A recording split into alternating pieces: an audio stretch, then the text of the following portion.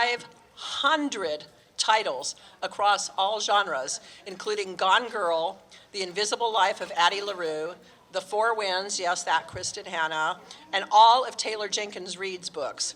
In addition to being named a Golden Voice by AudioFile magazine, the equivalent of a Lifetime Achievement Award, she won the 2019 Best Female Narrator Audie, pronounced Audie, which is coming up in March, I believe, the end of March, for Tara Westover's Educated.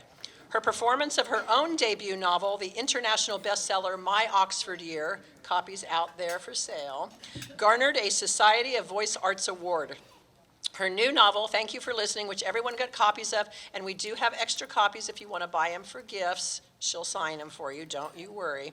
All right, I lost my place now. Her new novel, Thank You for Listening, was a best of 2022 pick at Amazon, Audible, and NPR. It lost the Goodreads Choice Award in Romance, however, to a novel she narrated, Book Lovers by Emily Henry, which she absolutely agrees should have won. She is also a Grammy-nominated audiobook director, a former writing tutor, a half-decent amateur baker, oh, we're gonna have to talk about that girl, and a certified tea sommelier. Help me extend a very warm welcome to Julia Whalen.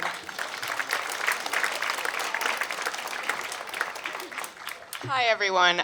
So Allison is so bummed that she can't be here. She's so upset. Allison and I have known each other for probably 10 years because I had to look it up, 5 of her books.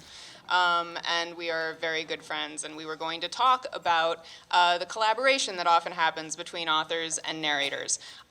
So what I'm going to do is show you the collaboration that often happens between authors and narrators. But first I'm going to start with just a little bit of grounding for what it is that I actually do and my relationship to this job. So I know that people hear 500 books and they gasp, but there are narrators who have done well over 1,000. There are also narrators who started after me. I've been doing it about 13 years, who have already hit that mark, because that is the volume that you have to do to make a living out of this job.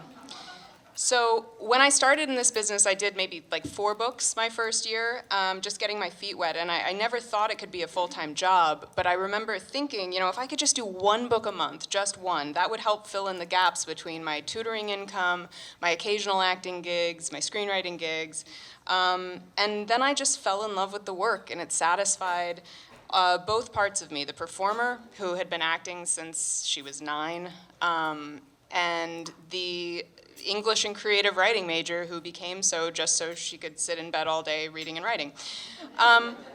But my entrance into audiobooks coincided, as luck would have it, with 2 booms that were happening simultaneously. One was the young adult boom in literature, and suddenly there were all these books that needed young voices to record them, and the Audible boom, which was a few years after Amazon acquired Audible. There was a directive to essentially put every book ever written on audio, which they have not accomplished. But that was the goal. And at that time, most narrators now work from home studios, but at the time, we were all going into studios. And there were studios in LA that were doing for about 2 years, 24-hour shifts. We were doing 3 shifts a day. Engineers and narrators were eating midnight takeout and sleeping on couches, trying to fulfill this mandate from Audible. So at the height of my output, I was doing 70 books a year, 80 if you counted multicast books with multiple narrators. When I wrote my first novel, which was written on deadline, because it was actually a work-for-hire situation, under those conditions of 70 books a year, I almost had a breakdown. And I promised myself that I would never do that again, and that I wouldn't write a second book until I could cut the number of audiobooks I was doing in half. So I slowly, incrementally started raising my rate and getting very selective about the books that I took. And it took 4 years, but my second book just came out. And it is a rom-com about audiobook narrators, recording rom-coms. And I think that when we talk about those numbers, and this is where the authors in the room will understand this, it's deceptive because no book is the same. And I don't have time to read a book before I accept it, so I don't know necessarily what I'm going into in terms of research, in terms of prep. I lost 2 weeks recently to a historical nonfiction book that I didn't feel had been adequately prepped, and suddenly I was like, this can't be the right pronunciation, and I did not schedule for that to happen. So, there's historical fiction will typically have a lot of research involved, place names to find pronunciations for. Sci-fi and fantasy are going to have a lot of world building and character names with like 13 vowels and 3 apostrophes that I need to go to the author and say, did you hear this in your head when you were writing it? How would you like me to say that? Nonfiction and memoirs, as we learned today, can be very emotionally taxing, and often I need to build in some like recovery time from when I record, knowing that it's going to be a gauntlet. And then there are the accents and the actual character work that is involved in this. So I've gotten pretty good at being able to see an offer come in and decide if I'm up for this journey. Like, it'll say something like, this is estimated to be 20 finished hours. The author is a cultural anthropologist at Harvard who's written their first work of speculative fiction about 12 tribes on the planet Zexiflon. And they were once descended from the same root language, but now cannot understand each other, for instance. And I will say that is a great metaphor, but I'm passing. Because audiobook narrators, another fun fact, is that we only get paid per finished hour. So how long the book ends up being. Not the prep read, not the time in the studio, none of that. So what does the whole process look like? And this is where I would go, Allison, tell me from your end, how do they approach you? This is, how does a book become an audiobook? And I figured that today I have the ability to take you through a very concrete example and use Allison's book. So here's the blurb, so you can get excited to read it because it is actually a fantastic, fantastic novel. When college sweethearts, Frankie and Ezra, broke up before graduation, they vowed to never speak to each other again. 10 years later, on the eve of the new millennium, they find themselves back on their snowy, picturesque New England campus together for the first time for the wedding of mutual friends. But when they wake up in bed next to each other the following morning, with Ezra's grandmother's diamond on Frankie's finger, they have zero memory of how they got there, or about any of the events that transpired the night before. Now Frankie and Ezra have to put aside old grievances in order to figure out what happened, what didn't happen, and to ask themselves the most troubling question of all: what if they both got it wrong the first time around? So, first what happens, typically, is I get an offer from the production coordinator at a publishing company to narrate the book. In this case, it came via email, and they said it would take 4 days to record, about 10 finished hours, from my home studio with a remote director, and it needed to be recorded sometime between August 1st and September 2nd. This email came in on June 27th. I went back and looked. My book came out August 2nd. So what actually happened, what led to this email is this. Allison was doing an event at Pages, which is a bookstore in Manhattan Beach, on June 12th with Taylor Hahn. I wanted to meet Taylor, see Allison, and give her an arc of my new book. I drove in from the desert for the event, but there was some festival going on in Manhattan Beach, and under a normal day, it's impossible to park there. During a festival, you can't park at all, not even illegally. I missed the event. I rolled in just in time to hear Linda go, "Let's all give a warm round of applause to Allison and Taylor." And so I drank all of the offered leftover champagne. And then I talked to Allison about her book. And she asked if I wanted to narrate it. And I said what I always say, which is I would love to, but they need to ask me soon. So reminder, this is mid-June. Her book doesn't come out until November.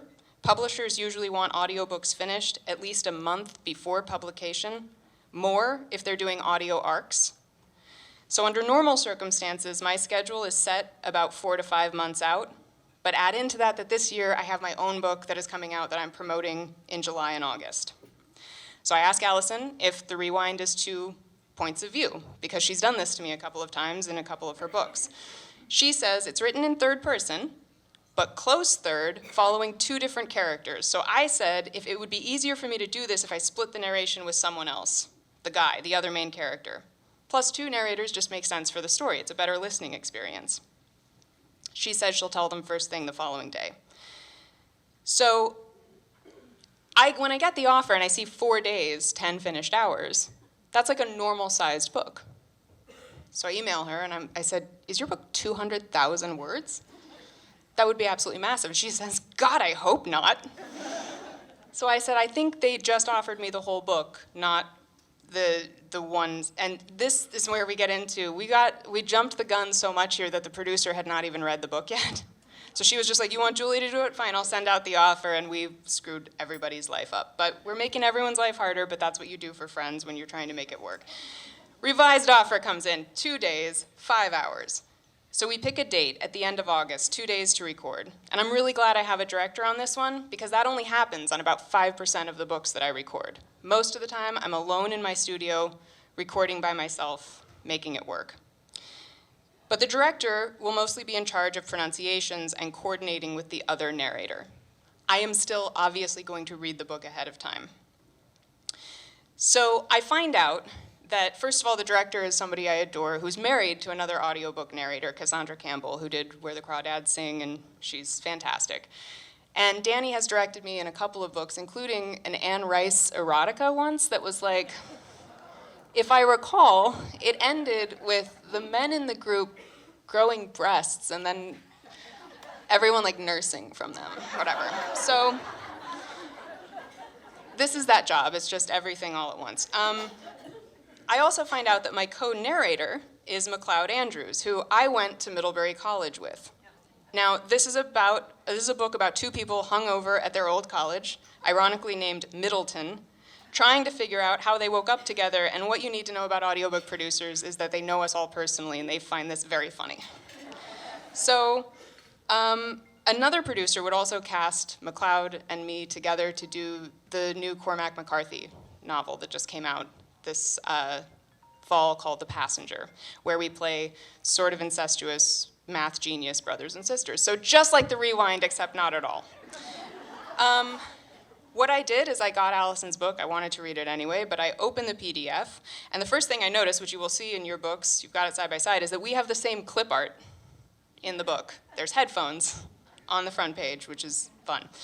I read the book on a flight between Albuquerque and Washington, D.C. at the end of July. Not just my sections, but of course MacLeod's too, because I have to know what happens in the whole story. I'm building out the whole cast of characters that I will be talking to MacLeod about, saying this is a whole friend group, it's college buddies. How are we going to build this performance? So I recorded this book while I was still doing press for Thank You for Listening, and in fact I looked back at my calendar and I had a phone interview the morning before I started. And in hindsight, I was always doing that because I told myself it would warm up my voice if I could. So it was multitasking, really. So we start, Danny and I start, the director and I start recording, and it's fantastic. It's going so well. And then something happens that will always happen, which is there is always going to be a word that escapes your notice in the prep read. And this time, we were pulled up short by the word W-A-L-K-M-A-N.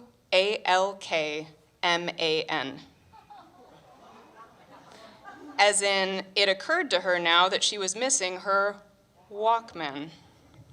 But, this is, remember, it's set at Y2K. So we spiral in self and communal doubt for a minute. Walkman? Walkman? Walkman? How did we used to say this word? So we stop recording and we go on YouTube and we find an original Walkman ad from 1983. And then we spend like another 10 minutes just talking about our first Walkmans because it's a very nostalgic book.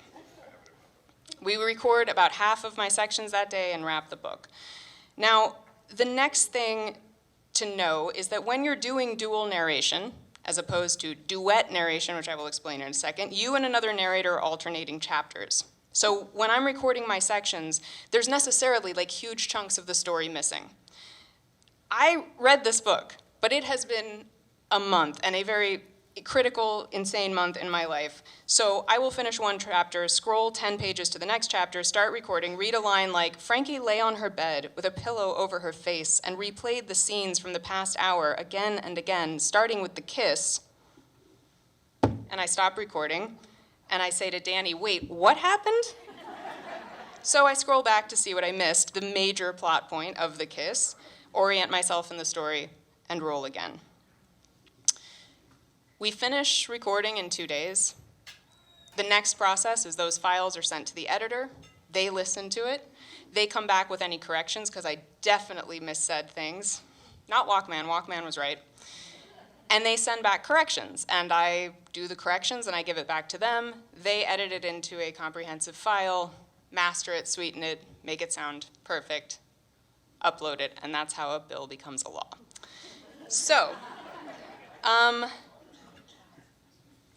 this job is, I found my tribe with this job. I found people who love books, who love to act. I found the storytellers, and I'm very, very grateful to that job. But it is such an odd job that I felt it needed the romantic comedy treatment. So this story for Thank You for Listening had first, when I was screenwriting, I was also starting to do audiobooks, and I was recording a lot of audiobooks, a lot of romance particularly, under an alias. And I would partner with some of my male narrators who were like really good friends of mine. And we would have the funniest conversations about the book, and we would ask each other questions that I just found, it was a perfect fodder for a rom-com. And that lodged, and I thought maybe this is a screenplay, but at the time no one was buying original rom-com screenplays. So it took me 10 years, truly, to figure out what this story was and who these characters would be. And I finally settled in on it, and at the same time watched the industry grow up with me and watched people fall in love with audiobooks, and suddenly felt like there might actually be a market of people who would know what I'm talking about when I talk about audiobooks. Just out of curiosity, how many people here have listened to an audiobook? Okay. Yeah, even 5 years ago, we would not have had that number. That's amazing. So at this point, I was asked to read, so I will read a scene from my book that is a complete spoiler. I'm giving away the book, but at this point, it's been out for a few months, so to really illustrate what I'm talking about, I need to read this scene. We have two narrators, a man and a woman, who are recording a love scene together in the studio, swapping lines back and forth. He, in his real life, is Irish, but he adopts this very sexy, alpha hero voice when he's recording. They happen to also be recording in Italy, for reasons. So they're in the studio. I think that sets it up enough. I will read. She glanced up, hoping to catch Nick's eye before he began, hoping for a moment of connection, but he started reading. Aren't you going to say something? Swanee read her line. I think we've done enough talking. Nick continued. The tightness in her voice stopped me. I went down to my knees in front of her. I plucked her fingers up, which had been nervously toying with the bedspread, and held them. This is safe. This is us. When you filled out the preference sheet... Oh, sorry, he's a gigolo. The character is a gigolo. I should also probably pause here to mention, I don't know how many romance readers we have in this room, but to romance readers, this is very what we call closed door. This is not spicy, but to people who don't read romance, every time I read this scene, everyone's like, okay, so just warning. When you filled out the preference sheet, you had to think about what you wanted. Now I want you to voice your wants. Swanee said, I want you to touch me, she finally said. Nick, in his own voice, said, oh, hang on, I need to say the dialogue tags. Right, sorry, Swanee said. Gotta get used to this. Cosmo, can we punch in right before my line, I want you to touch me? Si, rolling. That's the engineer. They heard, I ran a finger lightly over her hands in their headphones, and then Swanee said, I want you to touch me. And then Nick said, she finally said. Where, I asked. And they were back on track. Wherever you want. I tisked at her. Nick paused again. Should I tisk? Swanee considered this, glad he was engaging her. Have you ever done it and made it sound good? No, never. It pops on mic. Yeah, or sounds like weird static. Right? So weird. I'll keep it the way it is. Audio nerd moment over, Nick signaled Cosmo and asked him to come in after I tisked at her. Si, rolling. Nick picked up his cue. Where would you like me to start? I asked. Here? I tapped her knee with the hand that wasn't already engaged with her fingers. She shook her head. Maybe higher. I removed my hand from her knee and placed it on her cheek. I slid my fingers under her chin and gently raised her head so we looked each other in the eye. High enough, I said with a whisper of a smile. Swanee murmured back with the faintest sensual giggle, maybe lower. She murmured with a sensual giggle. I freed her chin and ran the backs of my fingers down that throat, let the knuckles pass down over her collarbone, lower. Her breath hitched. I flipped my hand over and gently squeezed her breath. So perfect, so, ooh, kinky. Huh? Squeezing her breath. What? Who knew June French was into erotic asphyxiation? What in the world are you... Swanee finally let out her laugh. Breath! You said breath. I did not. I said breast. You said breath, Nick. Breath. I did not. I said... Cosmo punched in. Scusa, but you say breath, no breast. In Italy, we know the difference. His laugh was cut short when he released the button. Nick threw up his hands. Well, maybe we should change it. I never liked the word breast anyway. I don't even like saying breast. It makes me think of chickens. Swanee guffawed, and Nick chuckled. He tried to take a sip of water, but they weren't done laughing yet, and he almost spat it out, which made Swanee laugh harder, and she felt like they were back in the Venetian casino, pushing each other into the chairs in front of the slot machines. Cosmo came over the god mic. I think maybe I record this, eh? No, sorry, Cosmo, she said. We'll get it together. She caught Nick's damp eyes, and they smiled at each other. He cleared his throat, sniffed, cleared again. Okay, Cosmo, I'm ready. Rolling. I flipped my hand over and gently squeezed her breast. Swanee saw his jaw tick, the only tell that he'd almost lost it, but he carried valiantly on. So perfect. Perfection matched only by the soft moan that escaped her. There, I asked. She panted.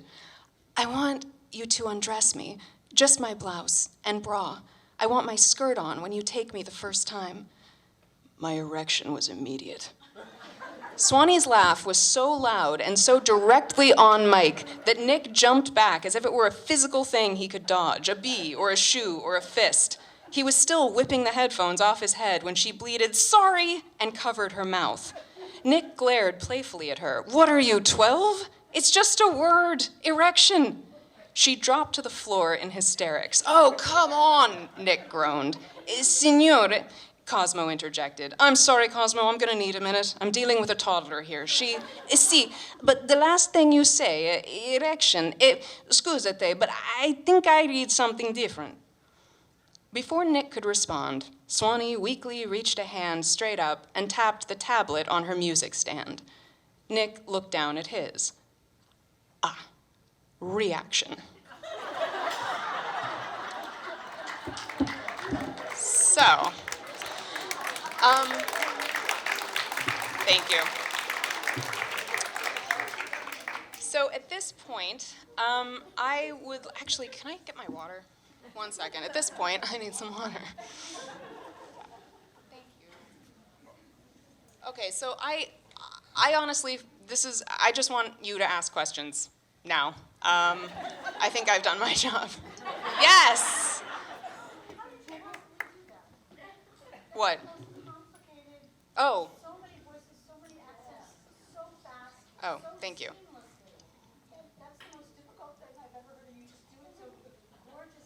That's very sweet. Well, I wrote this, so,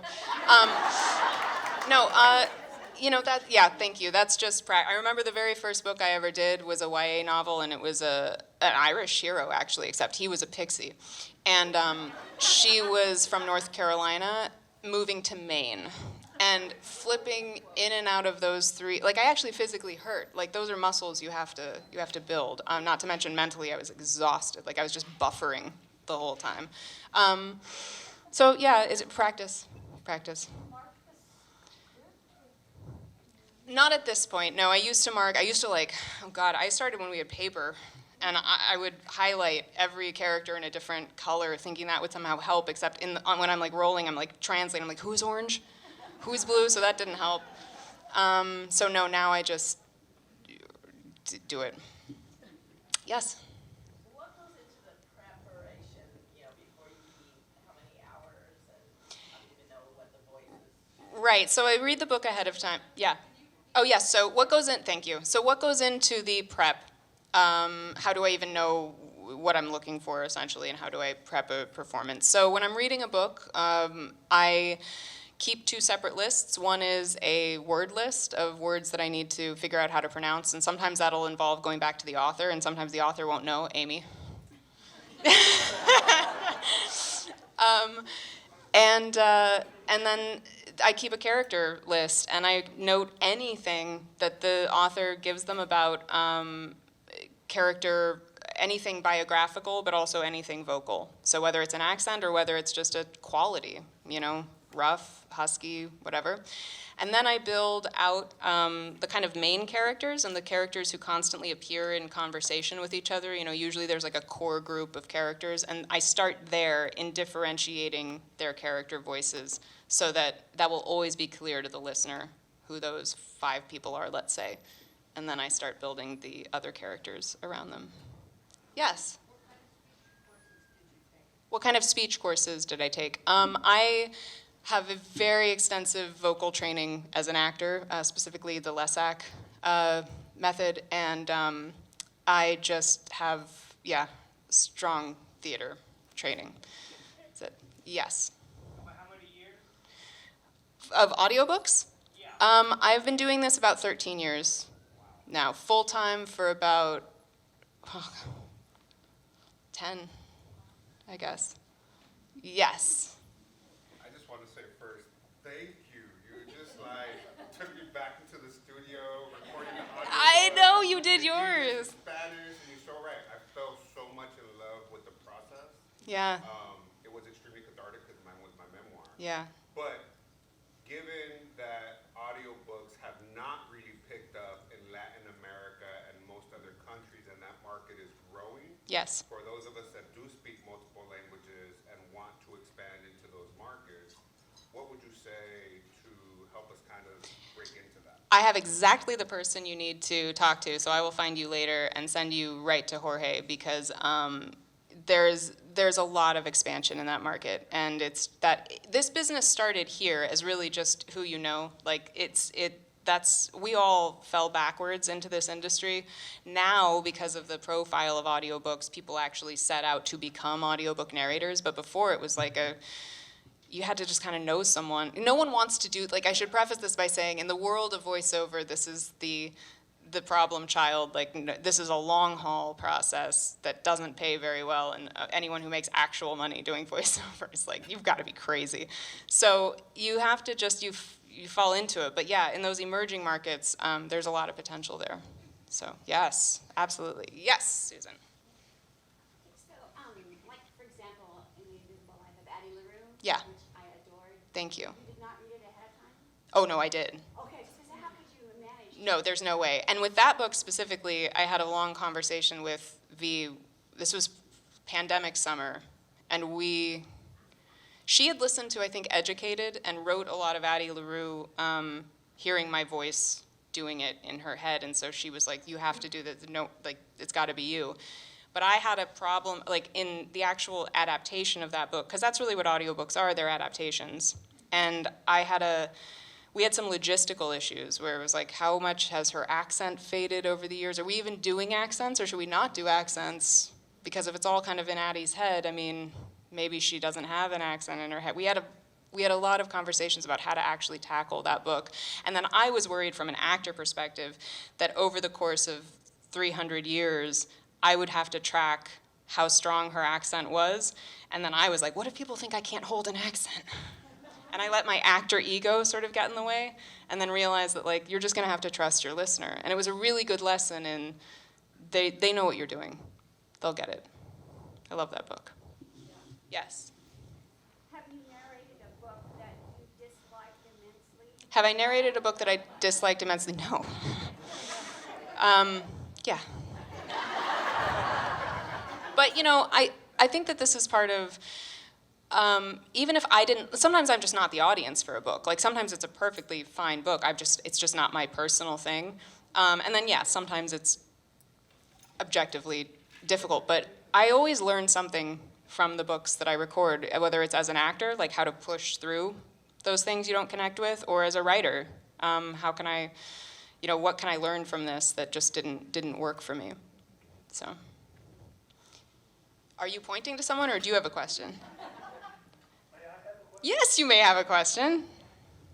Given your acting, have you done any voiceover or narration of animated movies, and do those professions cross over? Good question. So have I done any animation? No. They don't really cross over, and this is, I like this work so much. I would always be happy to do it and have the opportunity, but the lift of actually going about trying to build that career is a very different career. So, yes. What do you think of sort of someone new coming into the market for being an audiobook narrator? Like, what do you think about job prospects and growth, or people thinking about entering that market? So what do I say to people entering this who might want to be a narrator? And I would say that there's a couple of things on the horizon, which is obviously AI is going to change this industry as well. I think it's going to contract most likely in the next couple of years, probably go back to the level that it was before we had this insane boom. But we are a $1.5 billion industry with double-digit growth year over year for the past 10 years. There was no way it was not going to be disrupted. We have one means of production, which is me standing in front of a microphone recording a book. That said, with the advent of text-to-speech, because it's not really AI, it doesn't know what it's saying, it's just text-to-speech, it's just pretty good synthetic voice. I think that there's something fundamental about humans telling stories to humans, and that is elemental. That is sitting around a fire storytelling. And I've actually never been more hopeful about the future of this profession, maybe actually finally getting the recognition it deserves, because it will now have a contrast of well, that's what synthetic speech is, but that's not what we do. So it's going to be rough for a couple of years. I don't want to sugarcoat that. We don't know how this is all going to flesh out, but this is for all the authors in the room. Seriously, start putting in your contracts now that you want human voices narrating your audiobooks. Tell your agents to start putting it in, because then they're going to have to take it out, and that'll be a challenge. It really is not the same. I do a lot of it. I used to teach, so I used to do read alouds with voices Yeah. and all the rest of it, and found that the audible and the audio, those audiobooks with the real humans reading it with their emotions and side by side with the words, because I believe there'll be a hardback or an ebook that I do with Audible almost always, and there is just no comparison with that. It brings out the humanity of a story. It's comprehension. I know what I'm saying. Yeah. So that is again. I think there's a market. I mean, there's an accessibility issue we always have in this industry, that not every book can be recorded. It's just not feasibly financially possible. There's ways to coexist, but it's not the same product. It's just not. That's my soapbox. Anyway. Oh, thank you. Thank you. Yes. Oh, we're out of time. Okay. Ta-da! Thank you so much, everyone. This has been a great event.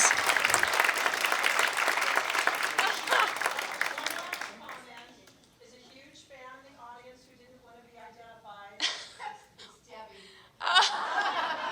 Said you have to present her with Malamars, and if she wants to explain why she can, and if not, I will. And Debbie, I almost did the scene that you talked about. There's a grandmother character in my book who loves Malamars, and there's a scene between her and her friends at the retirement home that is one of my favorite one of my favorite scenes to perform. And Debbie asked if I would do it, but I went with the audiobook narrator work scene. But thank you. Blah thanks you.